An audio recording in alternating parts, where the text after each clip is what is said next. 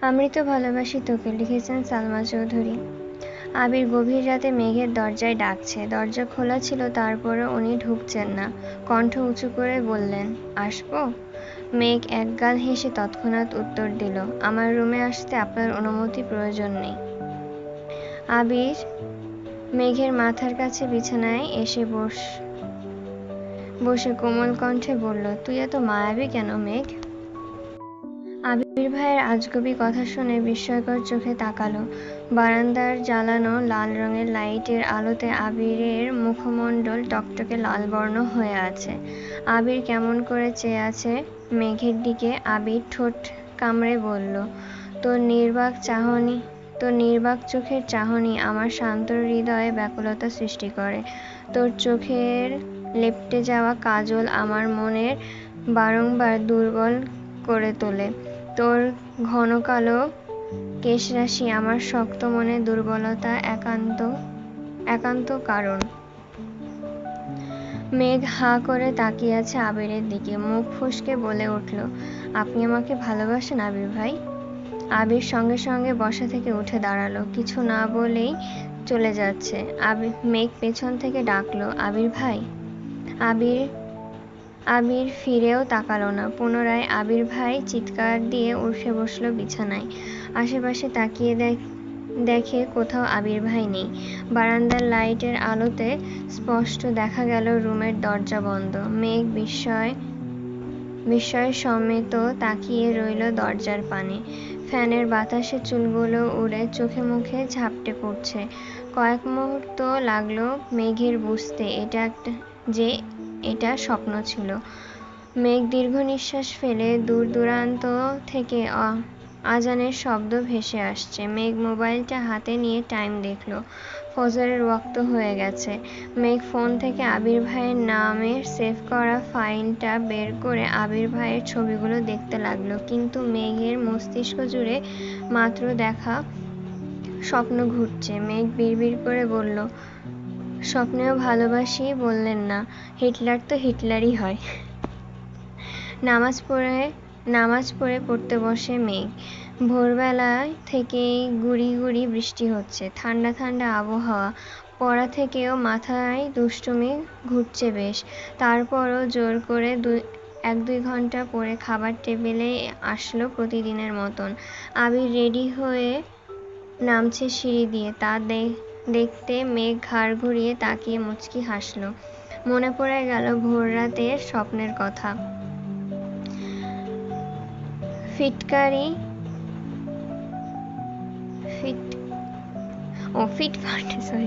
ফিটফাট আবির ভাইকে দেখে নিল আপাদমস্তক।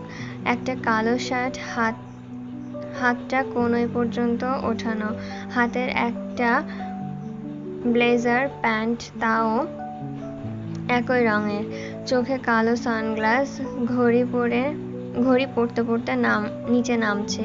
দ্রুত পায়ে এগিয়ে এসে ডাইনিং এ দিকে। মেঘ তখনও অভিভূতের ন্যায় চেয়ে আছে আবির ভাইয়ের পানে, আর গুনগুন করে গান গাইছে। কালো সানগ্লাসটা কেন এত সুন্দর হে যুবক, দৃষ্টিতে যেন সেই রাসপুরী। খুন হয়ে যাই আমি প্রতিদিন, নামধাম জানি সাথে তার সবকিছু, তবুও নিলাম আমি তার পিছু। আবির কাছাকাছি এসে সানগ্লাস খুলে কপাল গোটালো, কিন্তু মেঘের হুঁশ নেই। আবির গলা খাকিয়ে দিয়ে বলল, কি হয়েছে তোর? মেঘ একটু নড়ে চড়ে উঠল। গান থামিয়ে কণ্ঠ খাদে নামিয়ে জবাব দিল, ব্লেজার পরলে আপনাকে কেমন লাগবে সেটাই ভাবছি। আবির পুনরায় সানগ্লাস চোখে দিল। কোনোই পর্যন্ত তোলা হাত নামিয়ে সঙ্গে সঙ্গে ব্লেজার পরে নিল। মেঘ সশব্দে বলে উঠল, মাশাআল্লাহ, কারো নজর না লেগে যায়। আকস্মাৎ মেঘ চেয়ার থেকে উঠে আবির ভাইয়ের কাছে গিয়ে দাঁড়ায়। আবির ভ্রু কুঁচকিয়ে চাইল মেঘের। সহসা আবিরের ডান হাতের কনুইয়ের আঙুলে হালকা করে কামড় দেয়।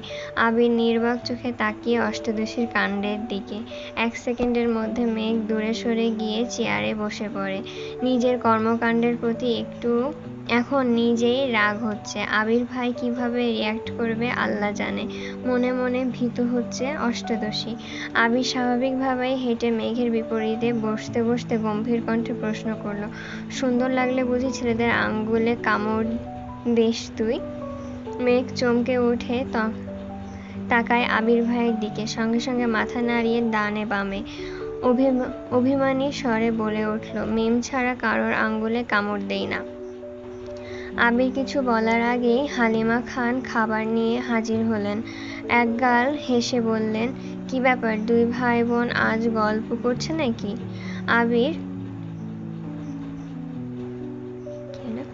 আবিরকে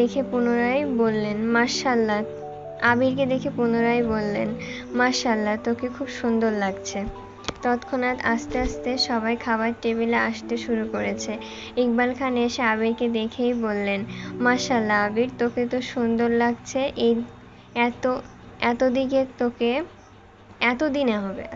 এতদিনে তোকে সিইও মনে হচ্ছে।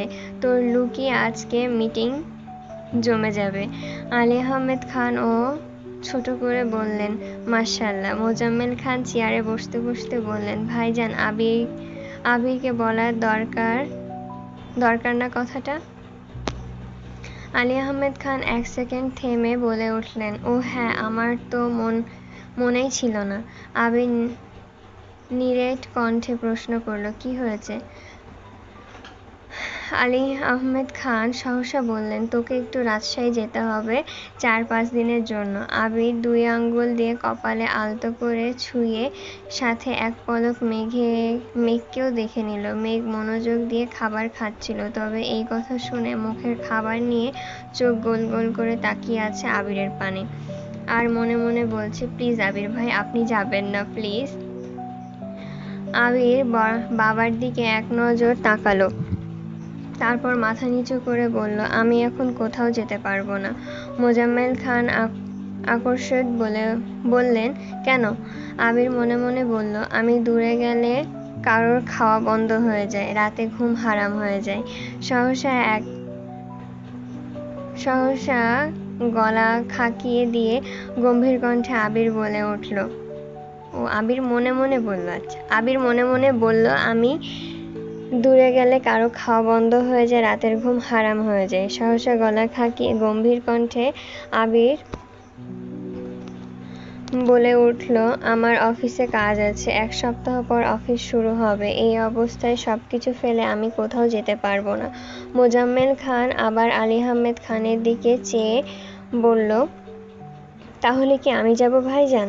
আলী আহমেদ খান কিছু বলার আগে পুনরায় আবির বলে উঠল, কাউকেই যেতে হবে না, আমার পরিচিত লোক আছে, আমি এখান থেকেই কাজ করতে পারবো। তারপরে যদি সমস্যা হয় তখন তোমাদের আমি জানাবো, তবে আগামী 2-3 মাস আমি কোথাও যাব না, এটা বলে রাখলাম। চট্টগ্রামের কাজ মোটামুটি শেষ করে এসেছি, সিলেটের কাজও কাকামণি শেষ করে এসেছে, রাজশাহীতে আমি দেখছি, তোমাদের যেতে হবে না। মেঘ নিঃশব্দে হাসছে, সবাই চুপচাপ খাচ্ছে। আবিরের খাওয়া শেষ করে উঠে যাবে তখন ইকবাল খান ডেকে উঠলেন, আবির, বাইরে বৃষ্টি, বাইক নিয়ে বের হোস না, আমি খাবার শেষ করে তোকে নিয়ে যাব, একটু বস। আবিরও বাধ্য ছেলের মতোই সোফায় বসে রইল। তারপর ইকবাল খানের সঙ্গে গাড়িতে করে অফিসের উদ্দেশ্যে চলে গেলেন। সারাদিন বৃষ্টি হচ্ছে আজ। মেঘের কোচিং টিউশন কিছুই নেই, রুমে বসে সারা বেলা পড়াশুনো করছে। বিকালে বৃষ্টি কমে এক চিলতে রোদ বেরিয়েছে আকাশে। মেঘের আর পড়তে ইচ্ছা করছে না, তাই বই রেখে মোবাইল হাতে নিয়ে পুরো বাড়ি চক্কর দিল, কিন্তু সবাই ঘুমাচ্ছে, তাই আড্ডা দেওয়ার মতন কাউকে পেল না। হঠাৎ মনে হলো কয়েকদিন ছাদে যাওয়া হয়নি। সেই যে রাতের বেলায় আবির ভাইয়ের গান শুনতে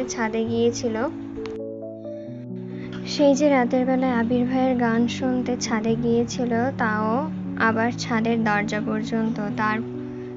তারপর থেকে আর ছাদের দিকে পা বাড়ায়নি মেঘ। স্কুল কলেজে পড়ার সময় প্রতিদিন বিকেলবেলা ছাদে যেত। ফুল গাছ ফুল গাছ লাগানো আর তার যত্ন নেওয়া ছিল তার নেশা। তবে এইচএসসির আগে টেস্ট পরীক্ষা থেকে মেঘ ছাদে যাওয়া বন্ধ করে দেয়। টিউশন কোচিং শেষ করে বাসায় ফিরতে ফিরতে সন্ধ্যা হয়ে যেত, আর সন্ধ্যার পর ছাদে যাওয়ার মতন এত সাহস অষ্টদশীর নেই। সেই থেকে গাছের যত্ন ছেড়ে দেয়। গাছগুলো অযত্ন অবহেলায় মরে গেছে। তখন থেকে মেঘ আর ছাদে যায় না। মেঘ গুটি গুটি পায়ে সিঁড়ি দিয়ে উঠল ছাদে। ছাদের গেট খুলতেই চোখে ছানা বড়া হলো অষ্টদশী। ছাদটা যতটা অংশ চোখে পড়ে পুরোটাই গাছে ভর্তি। মেঘ পা বাড়ালো ছাদের দিকে। সম্পূর্ণ ছাদ পরিষ্কার করে তাতে তিন সারি গাছের টব রাখা। এক কর্নারে শুধু ফুলের গাছ, বাকি সবটাই ফুলের গাছে ভরা।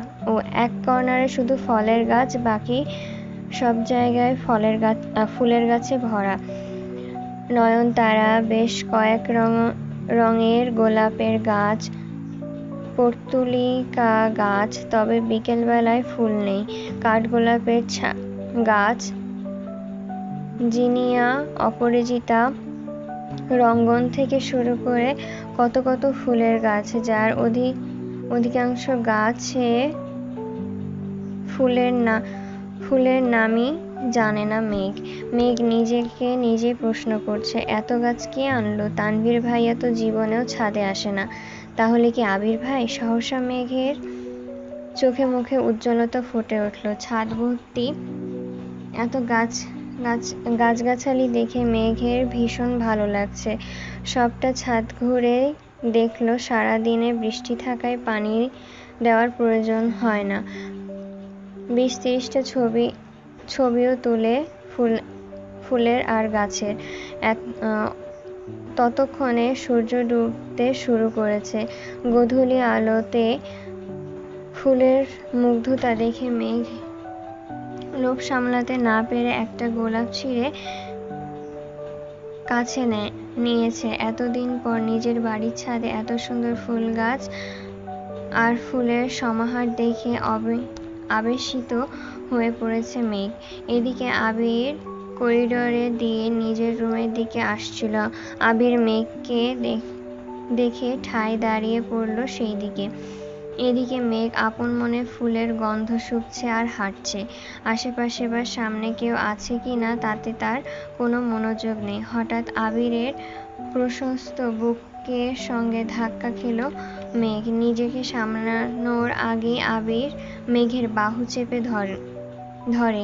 সহসা স্বাভাবিক হয়ে মুখ তুলে চায় মেঘ। আবির ভাইয়ের তপ্ত দৃষ্টি দেখেই মাথা নুইয়ে ফেলে পুনরায়। আবির বাহু চেপে ধরে। দ্বিগুণ ভারী কণ্ঠে ধমকে ওঠে, ফুল ছিঁড়ছিস কেন? মেঘ ঢোক গিলে মৃদু স্বরে বলল, সরি।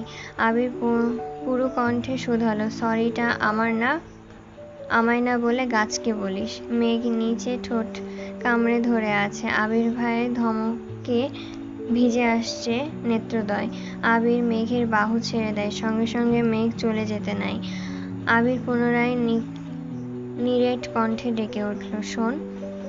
মেঘ ওইখানেই দাঁড়িয়ে পড়ে। কাঁদো কাঁদো কণ্ঠে উত্তর দিল, জি। আবির এবার কিছুটা স্বাভাবিক কণ্ঠে বলে উঠল, সময় পেলে গাছগুলোর একটু যত্ন নিস, এগুলো তোরই। মেঘ এবার বিস্ময়কর দৃষ্টিতে তাকায় আবিরের দিকে। নিষ্ফল তার দৃষ্টি।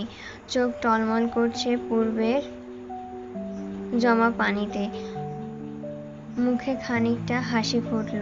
কয়েক মুহূর্ত পর উত্তেজিত কণ্ঠে শুধালো, আমার? আবির পূর্বের অভিব্যক্তি বজায় রেখে জবাব দিল, হ্যাঁ, তোর নাকি ফুল গাছ অনেক পছন্দ, তাই এনে দিলাম।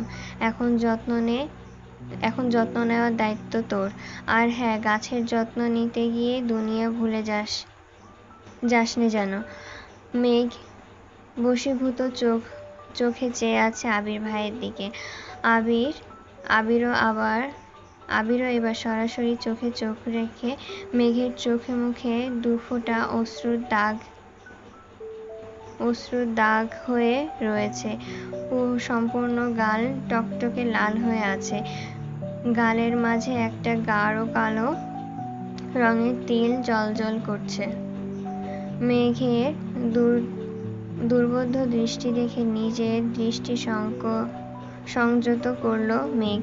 কোমল কণ্ঠে বলল, থ্যাংক ইউ আবির ভাই। আবির কিছু বলার আগে পুনরায় মেঘ প্রশ্ন করল, আজ এত তাড়াতাড়ি চলে আসলেন যে? আবির উত্তর দিল, একটু পর আবার বের হব। অষ্টাদশী পল্লব ঝাঁপিয়ে আবির ভাইয়ের দিকে চেয়ে প্রশ্ন করল, কফি খাবেন আবির ভাই? আবির খড়খড়ে কণ্ঠে শুধালো, গত রাতে কি বলেছি তোকে মনে নেই? মেঘ মাথা নিচু করে কণ্ঠ খাদে নামিয়ে বলল, অন্য কাউকে বলি করে দিতে। আবির কণ্ঠ দ্বিগুণ ভারী করে জবাব দিল, লাগবে না, তুই রুমে যা। মেঘ আর কথা বাড়ালো না, মা চুপচাপ করে চলে গেল। রুমে শুয়ে শুয়ে বিকেলের তোলা ছবিগুলো দেখছিল মেঘ। সেখান থেকে কয়েকটা ছবি আপলোড দিল ফেসবুকে।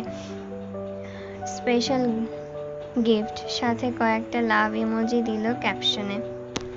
সন্ধ্যার পর মেঘ পড়তে বসেছে। কিছুক্ষণ পরই ফোনে কল বেজে উঠল। বন্যা কল দিয়েছে। তৎক্ষণাৎ রিসিভ করলো মেঘ।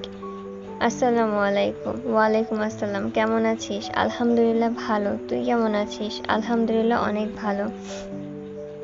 বন্যা উত্তেজিত কণ্ঠে বলে উঠল, এই তোকে এত গাছ কে দিল রে? মেঘ সশব্দে হেসে বলল, আবির ভাই। কি? আবির ভাই? আতঙ্কে আটকে উঠে বন্যা। মেঘ পুনরায় বলে উঠল, হ্যাঁ। কবে এনেছে জানি না, কিছুদিন যাবৎ মিমের রুমে কাজ চলছে, ছাদেও কাজ চলছিল, তাই আমি তেমন বের হইনি রুম থেকে, আর ছাদেও যাই না অনেক দিন যাবৎ। আজ হঠাৎ ছাদে গিয়ে দেখি ছাদে ভর্তি গাছ। ছাদের পরিবেশ পুরোই চেঞ্জ। আসার সময় আবির ভাই বলেছেন ওগুলো নাকি আমার। বন্যা উদ্বেলিত ভঙ্গিতে বলল, বাহ, তোর শখ তো তাহলে পূরণ হয়েই গেল। তুই তো খুব করে চাইছিলি তোর ছাদ ভরা গাছ হোক, যেদিকে তাকাবি শুধু গাছ আর গাছ থাকবে। দেখলি তো আল্লাহ তোর ইচ্ছে পূরণ করেছে। মেঘ খুশি মনে বলল, তুই সময় করে আসিস বাসায়, ছাদে যাবনি। আর হ্যাঁ, সকালবেলা আসিস। ঠিক আছে, বন্যা উত্তর দিল। তারপর দুই বান্ধবী বেশ কিছুক্ষণ পড়াশোনা নিয়ে কথা বলে রেখে দিল। রবিবার থেকে ব্যস্ততায় কাটছে সকলের সময়। বর্ষাকাল থাকায় হুটহাট বৃষ্টি নেমে যায়। আবির বৃষ্টি না থাকলে বাইকে অফিসে যায়, আবার বৃষ্টি থাকলে গাড়িতে যায়। মেঘও কোচিং টিউশন নিয়ে ব্যস্ত হয়ে পড়ল। আবির ভাইয়ের সাথে তার টুকটাক দেখা হয়, হয়তো খাবার টেবিলে, নয়তো সিঁড়িতে অথবা করিডরে। আজ বৃহস্পতিবার। আবির সন্ধ্যার পর সোফায় বসে আছে, হাতে ফোন আর সামনে কফি কাপ নিয়ে। মেঘও তখন বই নিয়ে রুম থেকে বের হয়েছে। কিছুক্ষণ পর জান্নাত আপু আসবে। মেঘ করিডর থেকে সিঁড়ির কাছে আসতে আসতে নিচের দিকে একবার তাকায়। চোখে পড়ে সোফায় বসা আবির ভাইয়ের দিকে। এক হাতে কফির কাপ নিয়ে কফি খাচ্ছেন, অন্য হাতে মোবাইল দিয়ে তাকিয়ে আছেন। মোবাইলের হোম পেজে সাদা কালো রঙের একটা ছবি। মেঘ গভীর দৃষ্টিতে দেখার চেষ্টা করলো, কিন্তু ক্লিয়ার বোঝা যাচ্ছে না। মেঘ দ্রুত পায়ে সিঁড়ি দিয়ে নামতে নেয় যাতে কাছে গিয়ে ছবিটা দেখতে পায়, কিন্তু মেঘের নুপুরের শব্দে আবির ঘাড় ঘুরিয়ে তাকিয়ে মোবাইল পকেটে রেখে দেয়। মেঘ তীক্ষ্ণ দৃষ্টিতে আবির ভাইয়ের দিকে চেয়ে চেয়ে নিচে নামছে আর মনে মনে বলছে, কে এই মেয়ে যার ছবি আবির ভাইয়ের ফোনে ওয়ালপেপারে রেখেছে? আমাকে দেখতেই হবে এই মেয়েকে। আবির কফি শেষ করে দীর্ঘ পায়ে বেরিয়ে যায় বাসা থেকে। মেঘ কিছুক্ষণ সিঁড়ির নিচে দাঁড়িয়ে পুনরায় পড়ার রুমের দিকে চলে যায়।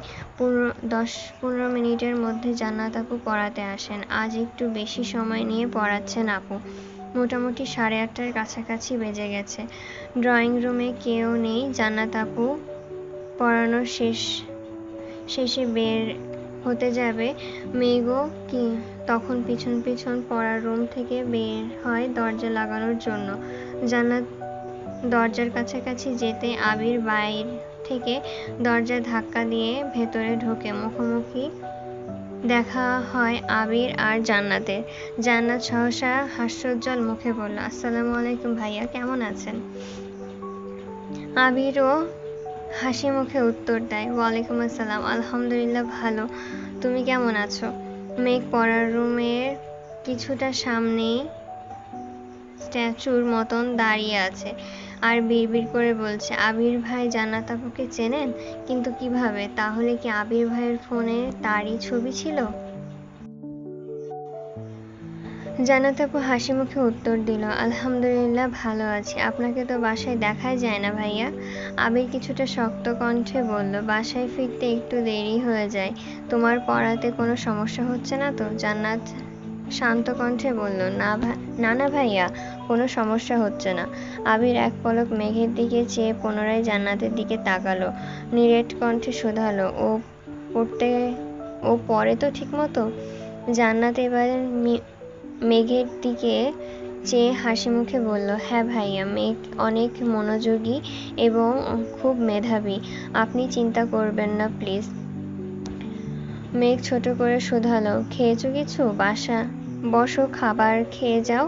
জান্নাত তৎক্ষণাৎ বলল, নাস্তা করেছি ভাইয়া, আর কিছু খাবো না, আসি তাহলে আজ। ওদের কথোপকথন শোনার জন্য মেঘ কিছুটা হেঁটে সামনে দিকে এগিয়ে আসলো। আবির স্বাভাবিক কণ্ঠে বলল, সাবধানে যেও। জান্নাত একগাল হেসে বলল, আপনি আমাদের বাসায় বেড়াতে যেন? আবির হালকা হেসে উত্তর দিল, সময় পেলে অবশ্যই যাব। প্রথমের কথাগুলো ঠিকমতো না শুনলেও শেষের কথাটা মেঘ স্পষ্ট শুনতে পেয়েছে। জান্নাত মেঘকে আল্লাহ হাফেজ বলেই বের হয়ে গেছে বাসা থেকে।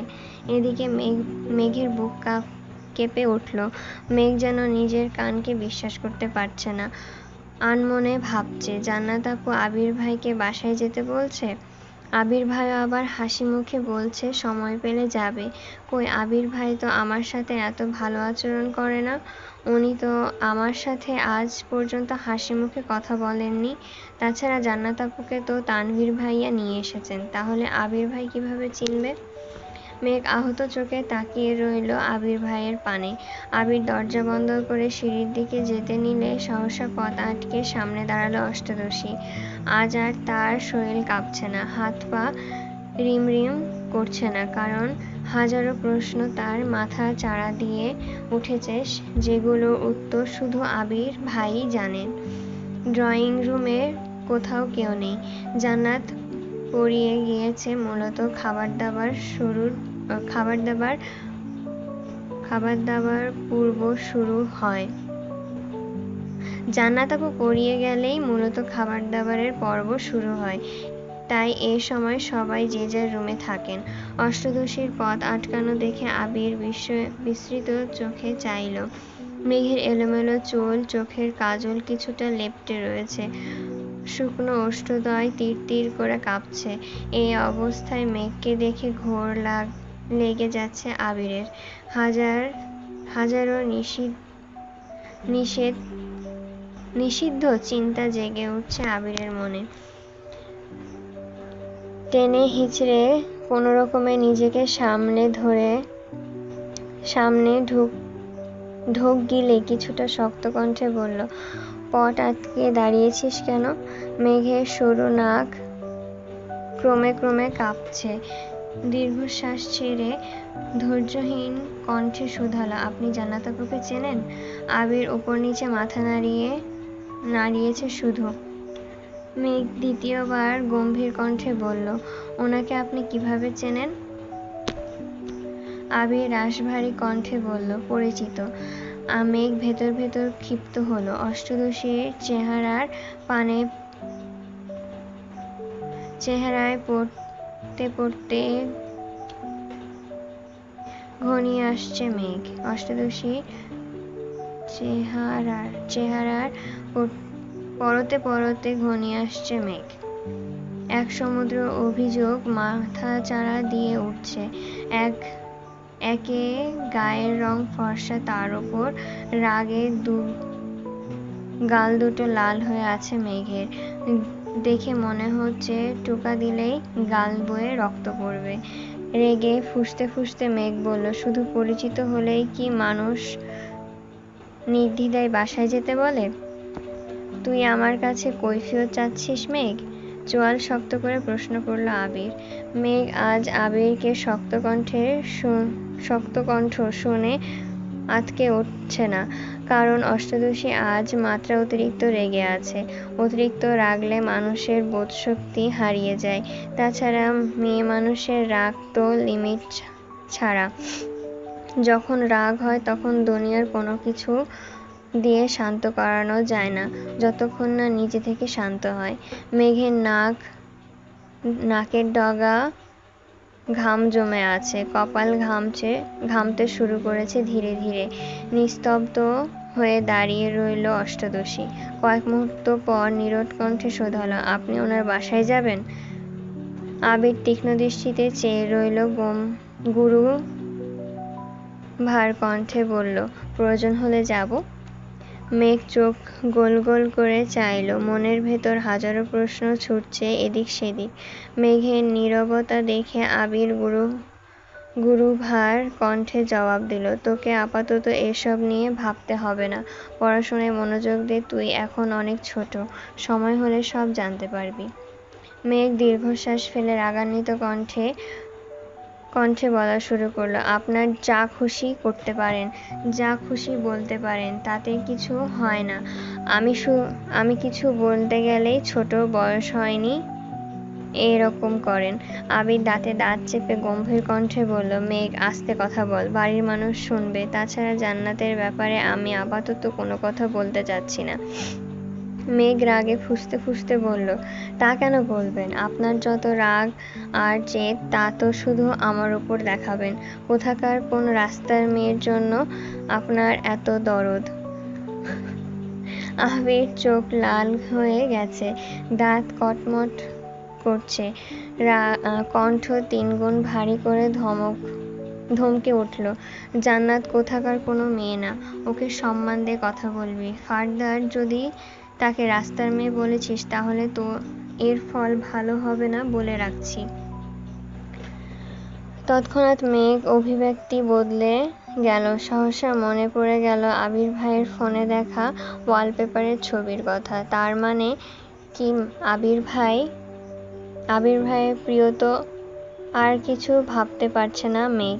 চোখে সর্ষে ফুল দেখছে, হৃদয় ভেঙে খণ্ড খণ্ড হয়ে যাচ্ছে। আবির কিছু একটা বলতে যাবে, তার আগে মেঘ শক্ত কণ্ঠে বলে উঠল, আপনি কি ওনাকে এইটুকু বলার পরই আবির ডান হাতে মেঘের বাম গালে শক্তপোক্ত চড় বসিয়ে দিল। আকস্মাৎ মেঘের মুখ বন্ধ হয়ে গেল, কথাটা শেষও করতে পারল না। মেঘের সমগ্র পৃথিবী ঘুরছে, বিপুল চোখে চেয়ে আছে আবিরের দিকে। স্তব্ধ হয়ে ঠায় দাঁড়িয়ে রইল সেখানে। একটা বারের জন্য গালে হাতও রাখল না। অনুভূতিরা যেন বিলীন হয়ে গেছে। রক্তাভ চক্ষুদ্বয় আবির ভাইয়ের চোখে নিবদ্ধ। আবির ভীষণ চটে গেছে। ডান হাতে নিজের চুল মুষ্টিবদ্ধ করে ধরে রাগান্বিত কণ্ঠে বলল, যা বোঝার তাই বুঝিস না, আজাইরা বিষয় নিয়ে পড়ে থাকিস। মেঘ নির্বাক চোখে তাকিয়ে আছে আবির ভাইয়ের দিকে। আবির সঙ্গে সঙ্গে পা পিছিয়ে ঘুরে গেল, দরজার পাশে দেওয়ালে সশব্দে ঘুষি বসিয়ে দিল। তা দেখে কেঁপে উঠল অষ্টাদশী। বাম হাত দিয়ে মেইন গেট খুলে বেরিয়ে গেল বাসা থেকে। মেঘ ঠায় দাঁড়িয়ে আছে সেইখানে। দীর্ঘ সময় পর চোখ বয়ে গড়িয়ে পড়ে 2 ফোঁটা অশ্রু। ততক্ষণে মালিহা খান বেরিয়ে আসেন রুম থেকে। মালিহা মেঘকে দরজার মুখোমুখি দাঁড়িয়ে থাকতে দেখে প্রশ্ন করল, কিরে, এভাবে দাঁড়িয়ে আছিস কেন? খিদে লেগেছে? মেঘ কিছুটা নড়ে উঠল। বড় আম্মুর দিকে না ঘুরেই শীতল কণ্ঠে বলল, না। তারপর পড়ার রুম থেকে বইগুলো নিয়ে সিঁড়ি দিয়ে উঠে গেল। আকলিমা খান মেঘকে যেতে দেখে ডাকল, মেঘ, খাবি না? মেঘ গম্ভীর স্বরে বলল, খা, খিদে নেই। মেঘ রুমে এসে হাতের বইগুলো ছুঁড়ে ফেলে দেয় বিছানায়। তারপর দরজা আটকে নিজের বিছানায় লুটিয়ে পড়ে। মেঘের বুক ভেঙে আসে একাকার সমকষ্টে। চোখ বয়ে অনর্গল নোনা জল গড়িয়ে পড়ছে। নিজেকে সান্ত্বনা দেওয়ার কোনো ভাষা নেই অষ্টাদশীর। যেই আবির ভাইয়ের থাপ্পড়ের ভয়ে গত একটা মাস আবির ভাইয়ের চোখে চোখ রেখে কথা বলেনি, আবির ভাই যা বলেছে চুপচাপ মেনে নিয়েছে। আজ নিজের রাগ, জেদ আর অভিমানে আবির ভাইয়ের পদতলে চাপা দিয়ে দিয়েছে। সে আবির ভাই কিনা 1 মাস হওয়ার আগেই তাকে থাপ্পড় মারল। তার আবার কোথাকার কোন মেয়ের জন্য? এত শক্তপোক্ত চড়ে এখনো মুখের বাঁ পাশে ব্যথা করছে মেঘের। শোয়া থেকে উঠে আয়নার সামনে দাঁড়ালো। বাম গালের 5 আঙ্গুলের দাগ হয়ে আছে। রক্তবর্ণের সেই পাংশু। নিজের বিধ্বস্ত দৃষ্টাব্য দেখে আঁতকে ওঠে মেঘ। মুখমণ্ডলের ন্যায় অষ্টাদশীর কোমল হৃদয়ের থেকেও চূর্ণ বিচূর্ণ করে ফেলেছে অনুভূতিহীন কাঠখোট্টা আবির ভাই। মেঘ আয়নার দিকে তাকিয়ে রইল কয়েক মুহূর্ত। আনমনে কি ভাবছে কে জানে, যে অষ্টাদশীর মনটাকে কাচের ভাঙা গ্লাসের মতন হাজারো টুকরোয় পরিণত করেছে। কোথায় সে দুর্হৃদ পুরুষ? আবির বাসা থেকে বেরিয়ে বাইক স্টার্ট দিল। কি কাজ নিয়ে এসেছিল সে ভুলে গেছে। স্পিডে বাইক চালিয়ে আসলো নিজের অফিসে। কোনো দিক না তাকিয়ে সোজা নিজের রুমে চলে গেল। কিছুক্ষণ পর রাসেল একজন স্টাফকে জিজ্ঞাসা করল, আবির স্যার কি এখনো আসেননি? স্টাফ সঙ্গে সঙ্গে উত্তর দিল, স্যার তো কিছুক্ষণ আগেই চলে এসেছেন। কি বলো, আবির এসেছে অথচ আমায় ফাইল দিল না? চিন্তিত স্বরে বলল রাসেল। তৎক্ষণাৎ হাঁটা দিয়ে আবিরের রুমের দিকে। আবির রুমের দরজা ধাক্কা দিতেই চোখে পড়ল বিধ্বস্ত রুম। যেন কিছুক্ষণের মধ্যে ঘূর্ণিঝড় বয়ে গেছে এই রুমের উপর দিয়ে। হেলমেট ভেঙে পড়ে আছে ফ্লোরে। কাগজপত্র ছড়িয়ে ছিটিয়ে পড়ে আছে সম্পূর্ণ রুমে। সেগুলো এলোমেলো উড়ছে ফ্যানের বাতাসে। চেয়ারের উপরে আছে কাত হয়ে। আবিরকে দেখা গেল না। আবিরকে দেখার জন্য রাসেল দরজায় দাঁড়িয়ে উকি দিল ভেতরে। জানালার পাশে দাঁড়িয়ে আবির অনিতেচ্ছা অনবরত ডান হাতে ঘুষি দিয়েই যাচ্ছে। বিস্ময় চোখে চাইল রাসেল। এক সেকেন্ড দেরি না করে ছুটে গেল আবিরের কাছে। চেষ্টা করল আবিরকে থামানোর, কিন্তু ব্যর্থ হলো। 6 ফুট লম্বা শক্তিশালী সুঠামদেহী আবিরের সাথে 5 ফুট 7 লম্বা রাসেলের শক্তি কোনোমতেই কোলালো না। চেষ্টায় ব্যর্থ হওয়ার দরজা পর্যন্ত দৌড়ে যায় রাসেল আর চিৎকার দিয়ে ডাকে, রাকিব, এদিকে আয়। ভয়ঙ্কর সে পুরুষালী চিৎকারের শব্দে রাকিব সহসা দৌড়ে আসে। সাথে ছুটে আসে অফিসের কিছু স্টাফ আর কিছু কর্মচারী। রাকিব আর রাসেল টেনে হিঁচড়ে আবিরকে দেওয়াল থেকে দূরে সরিয়ে আনে। আবিরের চোখে মুখে ক্রোধ স্পষ্ট প্রতীয়মান হচ্ছে। শ্যামবর্ণের মুখ বিরল পরিবর্তন হলো ঘুটঘুটে আঁধারে। উসখুস চুলগুলো এলোমেলো হয়ে আছে, ঘামে ভেজা কপাল লেপ্টে আছে সামনের দিকের চুলগুলো। পরনের সাদা শার্ট ঘেমে ভিজে লেপ্টে আছে গায়ের সাথে। রুমে ফুল স্পিডে ফ্যান চলছে, সাথে এসি অন থাকা সত্ত্বেও আবিরকে দেখে মনে হচ্ছে সবেমাত্র 40 ডিগ্রি সেলসিয়াস তাপমাত্রায় ফুটবল খেলে এসেছে। রাকিব মাটিতে কাত করা চেয়ারটা এক হাতে তুলে আবিরকে জোর করে বসালো। আবিরের হাতের দিকে চাইল। নিরবিচ্ছিন্ন ঘুষির কারণে আঙ্গুলগুলো হাতের কয়েক জায়গায় কেটে রক্ত পড়ছে। রাকিব তৎক্ষণাৎ ঘাড় ঘুরিয়ে তাকায় দেওয়ালে। সাদা রঙের দেওয়ালের কিছুটা অংশ বেড়ে রক্ত গড়িয়ে পড়ছে ফ্লোরে। রাকিব আঁতকে ওঠে, এক প্রকার চিৎকার দিয়ে বলল, রাসেল, ফার্স্ট এড বক্স বের কর তাড়াতাড়ি। আবির এখনো জোর করছে চেয়ার থেকে ওঠার, কিন্তু রাকিব আবিরের পেট বরাবর শক্ত করে জাপটে ধরে পিতাভ কণ্ঠে আর্তনাদ করে উঠল।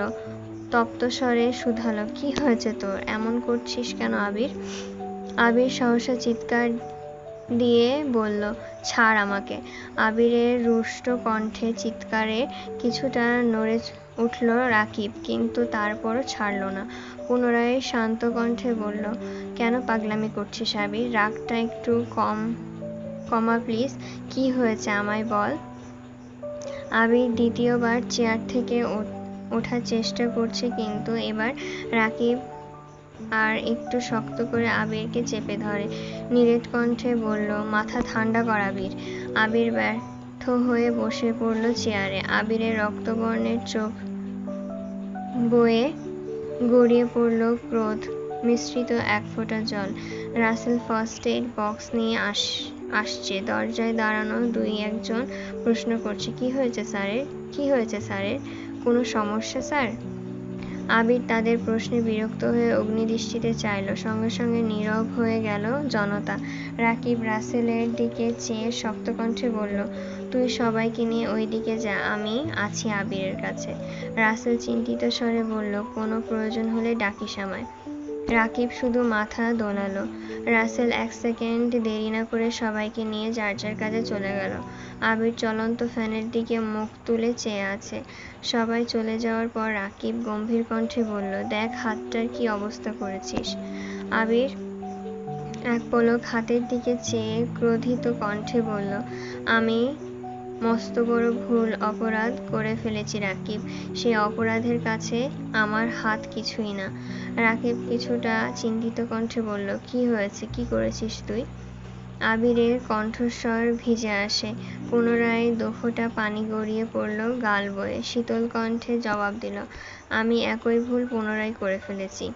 রাকিব আঁতকে উঠে শুধালো, কি তুই মেঘকে মেরেছিস? আবির দীর্ঘশ্বাস ফেলল শুধু। রাকিব বুঝতে বাকি নেই আবির মেঘকে মেরে ক্রোধ মেঘকে মারার ক্রোধে নিজেকে আহত করছে। দুই ভ্রু গুটিয়ে রাকিব বলল, কেন মেরেছিস? দীর্ঘশ্বাস ছেড়ে আবির বলল, আমায় জান্নাতের সাথে কথা বলতে দেখে মেঘের মাথায় রক্ত উঠে গেছে। তা উল্টাপাল্টা বলা শুরু করেছিল। আমি রাগ কন্ট্রোল করতে পারিনি। কি বলছিস আবির? জান্নাতের জন্য তুই মেঘকে মারলি? অবাক চোখে তাকিয়ে আছে রাকিব। আমি মেঘকে মারতে চাইনি, বিশ্বাস কর। ওর এক পর্যায়ে প্রশ্ন করে বসল, আমি জান্নাতকে ভালোবাসি কিনা। এই কথা সহ্য করতে পারিনি। রাকিব তপ্ত দৃষ্টিতে চেয়ে রইল। আবির বাম হাত দিয়ে কপাল আর চুলগুলো সরিয়ে মনোকষ্টে শুধালো, আমি এখন কি করব রাকিব? রাকিব দীর্ঘশ্বাস ফেলছে বারবার। কিছুটা ভেবে বলল, দেখ, এখন তো মেঘ আগের মতো নেই। এখন তো মেঘও তোর প্রতি পজেসিভ। এর জন্য তো আজকে এভাবে রিয়্যাক্ট করেছে। আমার মনে হয় না যে এই থাপ্পড়ের জন্য কথা বন্ধ করবে। আবির খড়খড়ে কণ্ঠে উত্তর দিল, তুই তো জানিস মেঘ খুব জেদি। এটাই আমার একমাত্র ভয়ের কারণ। ও যদি একবার জেদ করে বলে আমার সাথে কথা বলবে না, তাহলে এই জীবনে আর কোনোদিনও কথা বলবে না। রাকিব কপাল গুটিয়ে প্রশ্ন করল, বাই দ্য ওয়ে, কয়টা থাপ্পড় দিয়েছিস? আবির তপ্ত কণ্ঠে বলল, একটা। রাকিব স্বাভাবিক কণ্ঠে বলল, তুই চিন্তা করিস না, কিছু হবে না। জান্নাতকে নিয়ে কি ভাবছিস? মেঘ কি আর পড়তে চাইবে ওর কাছে? আবির গভীর কণ্ঠে জবাব দিল, 2 দিন পর পর ওর জন্য টিচার কোথা থেকে খুঁজবো আমি? ওকে জান্নাতের কাছে পড়তে হবে। রাকিব কোমল কণ্ঠে বলল, আচ্ছা, সেসব পরে দেখা যাবে। এখন চল হাসপাতালে যাই একটু। আবির তীক্ষ্ণ দৃষ্টি চেয়ে বলল, হাসপাতালে যাব কেন? রাকিব স্বাভাবিক কণ্ঠে বলল, এটা কেটেছে। কোনো সমস্যা হয় যদি? ডাক্তার দেখলে ভালো হতো না? আবির সংকটজনক কণ্ঠে উত্তর দিল, এটা আমার শান্তি। রাকিব খুব ভালো করেই জানে আবিরকে জোর করলে কোনো লাভ হয় না, তাই আর জোর করেনি। রাকিব চিন্তিত স্বরে বলল, এখন কি বাসায় যাবি? দিয়ে আসবো তোকে। আবির এক পলক তাকিয়ে দেওয়ালে লাগানো ঘড়ির দিকে। 10টা বাজছে। গম্ভীর কণ্ঠে জবাব দিল, কি করব বুঝছি না। মেঘের মুখোমুখি হওয়ার মতো সাহস পাচ্ছি না আমি। রাকিব জানালার দিকে চেয়ে বলল, বাইরে তো বৃষ্টি হচ্ছে। একটু ওয়েট কর তাহলে, বৃষ্টি কমলে আমি দিয়ে আসবনি। আবির পকেট থেকে ফোন বের করে তানভীরকে কল করল। প্রথমবারে রিসিভ হলো কল। তানভীর কল রিসিভ করে সালাম দিল। ভাই। আবির সালামের উত্তর দিয়ে গম্ভীর কণ্ঠে প্রশ্ন করল, তুই কোথায়? তানভীর স্বাভাবিকভাবে উত্তর দিল, আমি তো পার্টি অফিসে। কেন ভাই? আবির নিরেট কণ্ঠে জবাব দিল, এমনি। তানভীর চিন্তিত স্বরে বলল, কোনো সমস্যা ভাই? তোমার কণ্ঠ এমন শোনাচ্ছে। আবির গলা খাকিয়ে কিছুটা স্বাভাবিক কণ্ঠে বলল, কোনো সমস্যা নেই, তুই কাজ কর, রাখছি। কল কেটে মোবাইল পকেটে রেখে বাম হাত কপালের উপর রেখে চেয়ারে হেলান দেয়। রাকিবও আর কিছু বলল না, চুপচাপ রুম থেকে বের হয়ে গেল। এদিকে মেঘ কিছুক্ষণ আয়নার সামনে সশব্দে দাঁড়িয়ে থাকে। বাইরে বিদ্যুৎ চমকাচ্ছে, সাথে গুঁড়ি গুঁড়ি বৃষ্টি পড়ছে। বারান্দার দরজা দিয়ে আসা শীতল হাওয়ায় কেঁপে উঠল অষ্টাদশী। আয়না থেকে দৃষ্টি সরিয়ে বেলকনির দিকে তাকালো। ধীর গতিতে হেঁটে গেল বেলকনিতে। গ্রিলে ধরে দাঁড়িয়ে তাকিয়ে আছে দূরের ল্যাম্পপোস্টের আলোর দিকে। ক্ষণে ক্ষণে বৃষ্টির মাত্রা বাড়ছে।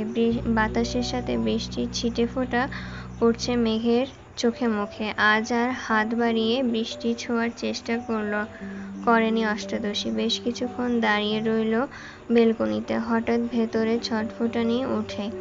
নিজের ভেতরে থাকা একাকার সম অভিমান কাউকে বলতে ইচ্ছে করছে মেঘের। বৃষ্টির পানি আপন গতিতে পৃথিবীর বুকে লুটিয়ে পড়ছে। তা দেখে মেঘেরও ইচ্ছে করছে মনের মধ্যে পুষে রাখা চাপা কথাগুলো খোলা আকাশের নিচে দাঁড়িয়ে স্রষ্টার কাছে জানাবে। কষ্ট শেয়ার করলে নাকি মন হালকা হয়। যেই অষ্টাদশী গত 17 বছরে রাতের বেলায় একা ছাদে যায়নি, সে অষ্টাদশী আজ রাত 9টার পর একা ছাদে চলে গেছে। ছাদে পা দিয়ে ভারী বর্ষণে কয়েক সেকেন্ড ভিজে যায় অষ্টাদশীর সর্বাঙ্গ। হাত খোপা করে চুলগুলো খুলে হাত খোপা করা চুলগুলো খুলে যায় সহসা। বৃষ্টির পানি তোপে ধীরে ধীরে কোমর ছাড়িয়ে নিচে নামতে থাকে চুল। মেঘ আশেপাশে তাকাচ্ছে। দূর দূরান্তে উঁচু উঁচু বিল্ডিং এর ছাদ থেকে হালকা আলো ভেসে আসছে মেঘের তেজ ছাদে। লাইটের আলোর প্রভাবে গাছ ভর্তি ছাদ। এদিকে সেদিকে গাছের ছায়া পড়ে আছে। কিছু কিছু জায়গায় দেখে মনে হচ্ছে ভূতেরা বসে মিটিং করছে। মেঘের দৃষ্টি সেদিকে পড়তে কিছুটা কেঁপে উঠল। তবে ঘন ঘন বিদ্যুৎ চমকানোতে বুঝতে পারছে সেগুলো গাছের ছায়া। বিদ্যুৎ চমকানোর সঙ্গে সঙ্গে মেঘও স্পষ্ট ছাদে হাঁটছে। হাঁটতে হাঁটতে ছাদের একপাশে রাখা বেতের সোফার একটায় বসে পড়ল। হেলান দিয়ে বসতেই চুলের কম অর্ধেকটা অংশ ছাদে ফ্লোরে পড়ে আছে। মেঘ আকাশের পানে তাকিয়ে বলা শুরু করলো, আল্লাহ, আমার জীবনে তো হিটলার স্বভাবের ব্যক্তির কোনো অস্তিত্ব ছিল না। তাহলে কেন তুমি ওনাকে আমার সামনে নিয়ে আসলে? এই অনুভূতিহীন মানুষটা কেন আমার জীবনের সাথে জড়িয়ে? উনি যদি অন্য কাউকে ভালোবাসেন তাহলে আমার কেন ওনার প্রতি দুর্বল বানাচ্ছ? আমি এখন কি করব? একসাথে প্রশ্নগুলো করেই কয়েক মুহূর্ত নীরব থাকলো। অক্ষিপল্লব বয়ে অনর্গল নোনা জল গড়িয়ে পড়ছে। তার সাথে বৃষ্টির পানি মিশে কানের নিচ দিয়ে যাচ্ছে আপন গতিতে। বেখেয়ালি সময় নীরব থেকে শীতল কণ্ঠে শোধালো, আমি কি এখনো কারোর প্রিয় হতে পারবো না? আমি কি কখনো কারো প্রিয় হতে পারবো না?